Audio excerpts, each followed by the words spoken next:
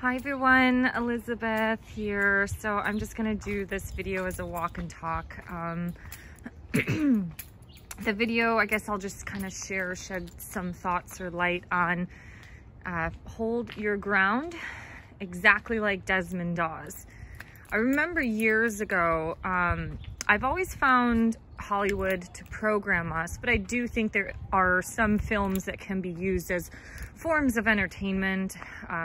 You know, a lot of Hollywood uses these archetypes to where there could be some subtle truths or lessons to be learned, but I don't think people should be highly influenced by Hollywood. And I remember watching the movie Hacksaw Ridge, and I just kept identifying with the person or the character Desmond does, and there was just something within him that I was like, I felt like I was watching myself.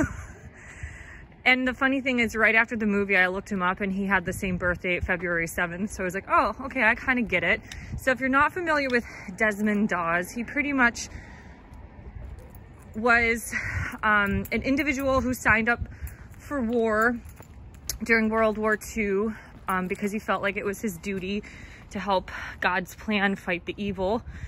And he ended up becoming part of the army on the Red Cross. This little squirrel.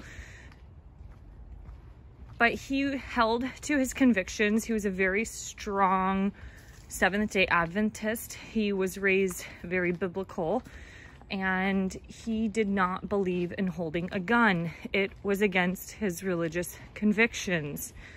He almost got kicked out of the army. You can read about him online. There's a website that's dedicated to him to get more details. The point of this video is not necessarily to go over every fine-tuned detail of his life, but just to get the kind of general aspect of what he went through. So what he went through was an experience that he held his ground based on his religious convictions, based on his belief and trust with God. You know, I guess if you look at holding a gun, it's more of a negative thing or a tool, and that went against the praise of love of God, of what he believed in. And so as he went to Okinawa and went on Hacksaw Ridge, he saved, I think, around 75 people, all without using a gun. So what lessons can we learn from that? He was so attached, and so attached not only to his convictions, but attached to the spiritual world. He was attached to that belief that God would protect him to help him do his work. And he did that. He did his work without carrying a negative thing or a tool or entity, whatever you'd want to attach the label to a gun. Obviously, because people back in that day, or back in the American Revolution era, had a different context of what it was like to hold and use a gun, that it was a weapon that could be used to save, but also to kill. Today, we don't really have that kind of context, I guess, but I'll go this way. So he ended up saving all of these lives without ever going against his will. So some could say on a spiritual level, God protected him so he could help save the damaged and injured soldiers on Hacksaw Ridge. The exact same thing is happening right now. Whether you want to use the terms, the organic ones versus the inorganic, the good versus the evil, the light versus the dark, the natural versus the unnatural, we are seeing once again the battle between the spiritual and the material realm. The material realm, the earth plane, is kind of the playground for a lot of the satanic people, the satanic religion and cult. These people will sell themselves to do anything to gain more religious power. And as one knows the story of Jesus, when he was confronted with Lucifer or Satan in the desert and was offered, you know, if he kind of sells himself, he'll be offered all of the worldly pleasures. Jesus did not bow down to that request. So in this current experience of what's happening, Washington State is a mess. Our ferry systems are shutting down. Anybody that knows Southwest Airlines shutting down. We have like around 200 cops that didn't even put in an exemption form or even submit their kind of shot card, which I'm so happy they did not do that. Everything is becoming a mess where all these people are on the verge of getting fired. It's scary. You can run around in fear. I'm on the verge of not even knowing what's going to happen with some of my employment. I've had one exemption be accepted. I've had another job that I've lost. It was just kind of like no exceptions. You either have it or you don't. You can't teach live fitness. You can't teach live yoga or anything like that without the card. So you have to understand that in order for something new to gain, we have to lose a little. And if people continue to hold their ground, then we can start to recreate a better future. If people continue to live in fear and comply, we will continue to have a bigger mess in the material world, as well as feeding the dark, demonic energies of the material world. This is how they operate. We are literally living in a planet of fear. I do 100% believe in that. For example, one of my friends, his father is still in India, and he was afraid not that he wouldn't even be able to get into the bank, so he ended up getting the shot. I know people here who were afraid of losing their job, and they went right ahead and got it, all because they're afraid of losing their job. We are at the beginning of this. So if you're afraid of losing your job now, what is it going to be like in a year or 2 or 3's time when everything is conditional? When it goes from an annual booster to 2 times a year, to once a month, to eventually once a week, and eventually become a daily injection to suppress all form of human emotions. As you've seen in the movie, I think it came out in 2002. It's with Christian Bale. I'm kind of blanking out on the name right now, but it's a really important movie to understand.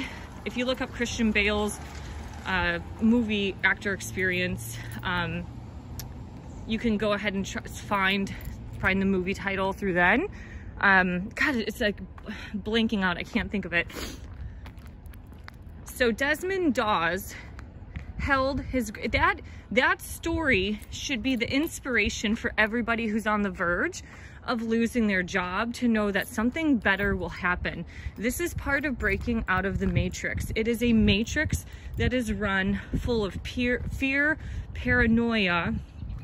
It's a matrix of scarcity, a scarcity mindset. People are sick. There's not enough resources. We have too many people on this planet. Anybody that knows God on a deeper level knows deep down that he wants you to have a good life. But I do believe you have to have some sort of moral judgment or character, or just live a little bit of a moral lifestyle in order to receive some of the positive help from God. Let's put it that way, like the abundance. This planet is abundant. There have been so many stories suggested throughout history. One I heard years ago, I think it was through the corporation of Mind Valley, which I do not recommend them, and I do not believe in listening to them because of their ties to Silicon Valley and Vishen just being a tech person in general. I'm very, very, very skeptical of anybody that comes out of the tech realm, especially because it's kind of lower frequency in general. He shared a story once of this barefoot man in Africa that wanted to come to America to study, and there was nothing in his village, so he had to walk hundreds of miles across Africa with no shoes on to get to a library. He finally got to a library, emailed a school on the East Coast. I think it was probably one of the Carolinas. I can't really even remember. But anyways, he wrote a story or an email to the dean, and him and a bunch of students raised up enough money to help bring him to America. That's where perseverance and faith, when you have those two things together, you understand and know that everything will work out according to your, well, I guess you could say God's will, but to your own life's plan and destiny.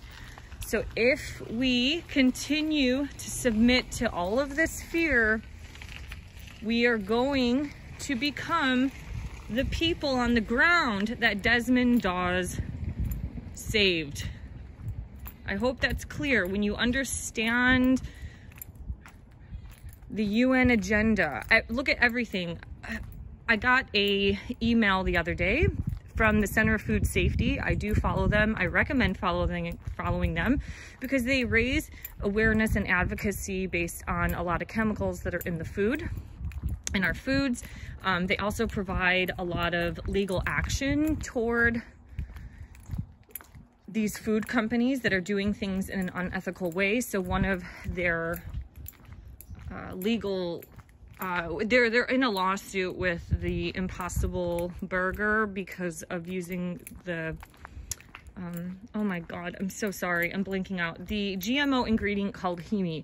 So heme was tested on rats and it caused reproductive issues.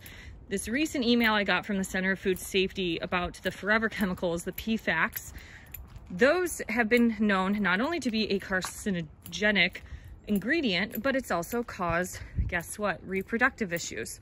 So isn't that amazing? Isn't it amazing that we have all this stuff going on? I swab my nose 4 times a week with the little PCR sticks, right? When you look at the label, it says EO. It's ethylene oxide. What does ethylene oxide say when you go to cancer.gov? It says even in small trace amounts, it is not only a carcinogenic and it causes cancer, but it has also caused reproduction issues. Don't you see what's happening? Everything is revolving around death. We are in a culture of death, depopulation, negative, dark, disgusting energy that is absolutely the opposite from the other side. And to stay in this little matrix of fear and get looped in like the little infinity circle, if you keep operating in that mode, it's going to get worse, and it will be worse for the future generations.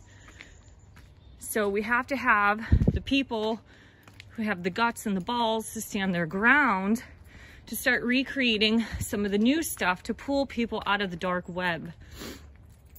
It's not going to be easy. It could be really scary. I'll share an example of what happened to me last year. I was single. I started to date my fiance at the time, but I was 100%, you know, on my own with my rent and my bills. And in December 2019, the property management, I was managing a gym in a corporate building.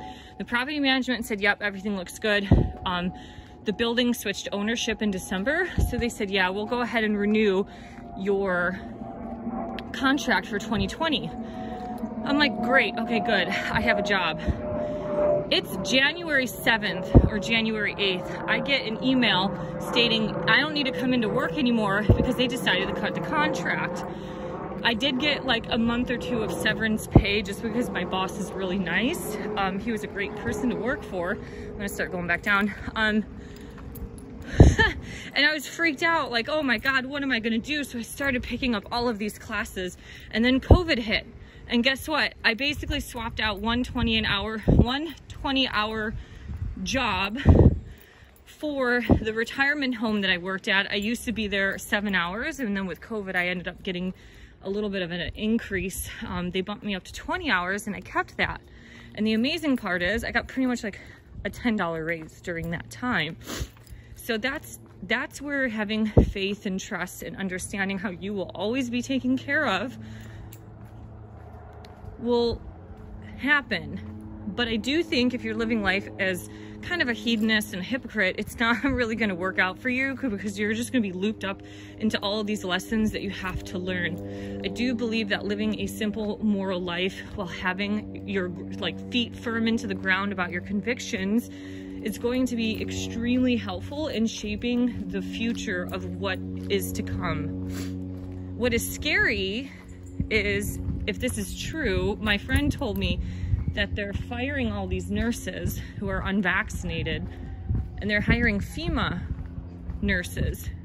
And FEMA is under Biden's I guess, the chain of the groups of people through the federal government that do not need to have shots. So it's pretty much almost like a government takeover of all these hospitals where you're firing unvaccinated people because of these stupid fucking mandates, but then they're putting in potentially, most likely, unvaccinated FEMA nurses. Now, isn't that a little nerve-wracking to you? Like, if you start understanding FEMA and all the connection of these coffins that they made, it starts to get a little leery, I would say. So Desmond Dawes was a perfect life example that can be used and understood at this very point in time when you have thousands and thousands of people losing their job because of whatever. They're losing their exemption. Now, Washington State actually rescinded a ton of religious exemptions. Some people are leaving because they cannot stand the immorality in hospitals and in hospitals and clinics, that you're no longer able to give patients like these choices by educating them on these 5 options, but now it's just one strict protocol to welcome or to follow. I saw a welcome sign, that's why I said welcome. Yeah, so, you know, we have to use some critical thinking skills here. So studying things like the Bible, spiritual theory, other people's stories is going to be really important, because what's happened is we've also created, and I'm going to admit that I probably am a part of this, I don't want to do all this massive fighting in the workplace or anything like that, because it disrupts my Zen state. And I do think this whole part of the New Age culture has been created to keep people more passive. And the Christians say, turn thy cheek. This is not the time to turn thy cheek. If you know, I have to get on to another video about the metaphysical aspects of Jesus. Jesus didn't turn his cheek when he flipped the tables, the tax tables with the Roman Empire establishment. He was a fighter, and that's exactly the type of stuff we need now. Living here in Seattle, it is pretty much like the utopia of passive people, because they just, oh, okay, yeah, it's about your feelings, yeah, okay. Yeah, it's like they're too afraid to ask any questions. It's like you kind of have to start becoming a New Yorker and calling out the BS. So if somebody like Desmond Dawes was that firm on his convictions and understood his faith and Jesus, now somebody can completely debunk and bash how stupid Seventh-day Adventists are, or maybe they're part of the Freemasonry elite, like that. I'm not in that argument for, but I do think when you have a personal relationship with God or the Creator, whatever you want to call him, that is where you can start to connect your faith and start to build that confidence that you will be protected. It's building a mindset that is one of abundance and not one of scarcity. All right, so I wanted to share some thoughts on this. I hope it inspires you to read a little bit about his story. Obviously, history can explain a little bit better than myself. It is very enlightening, and it's very inspirational as well, that somebody who entered a horrible, horrible situation with bombs and ammo and gunfire and all of this stuff, he was protected during that time. All right, thank you for liking, sharing, and subscribing. Have a great day. Bye-bye.